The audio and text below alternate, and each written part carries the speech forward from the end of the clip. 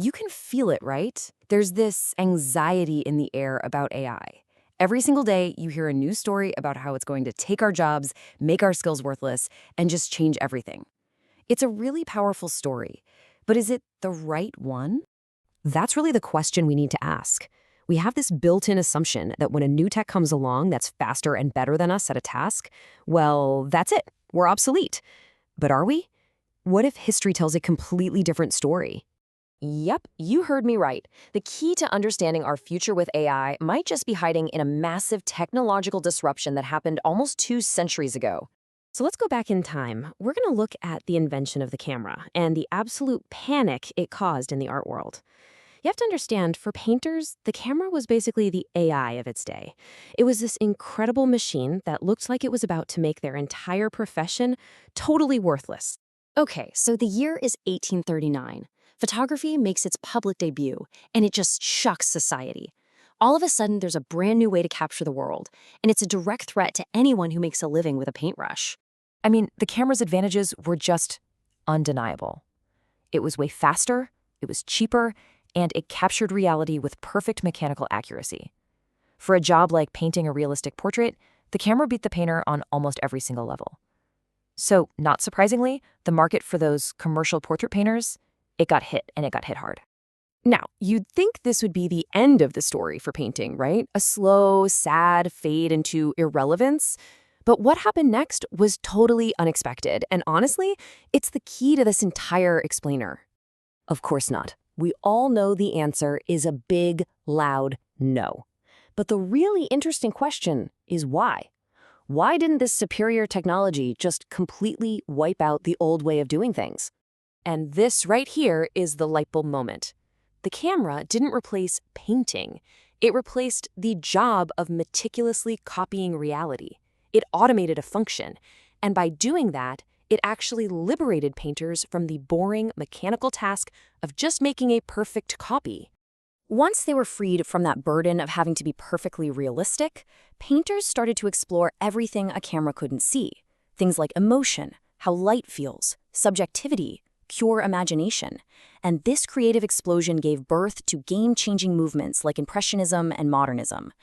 Art stopped being about just what the eye sees, and it started being about what the soul feels.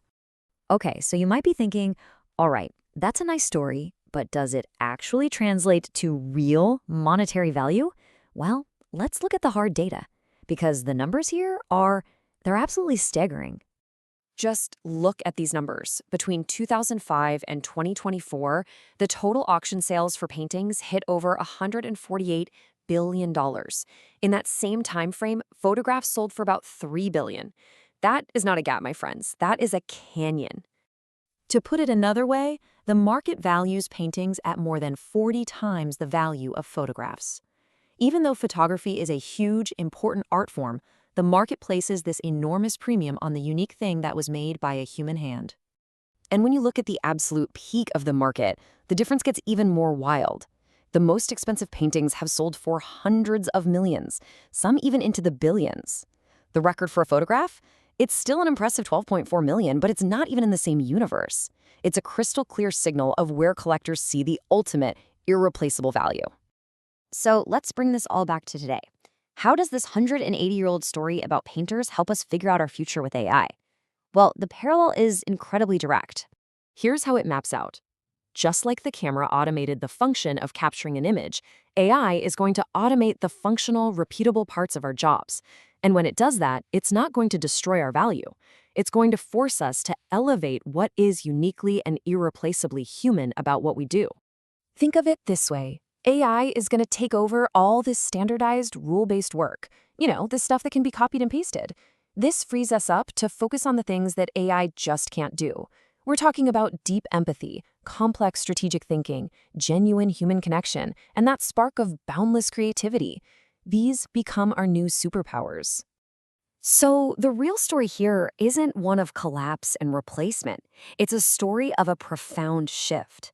It's really a redefinition of what we even consider valuable in the first place. There's a name for this whole process. It's called value transformation. It's that moment when what people want shifts away from just a basic utility to something much deeper. We stop paying for the function, and we start paying for the feeling, the experience, the meaning behind it. We don't buy a masterpiece because it's an accurate picture of a bowl of fruit. We buy it for the way it makes us feel. And that right there is the ultimate takeaway. This idea of a race against the machine, it's a race we don't even need to run. The future of human work isn't about trying to be a better, faster calculator than AI. It's about doubling down on our humanity.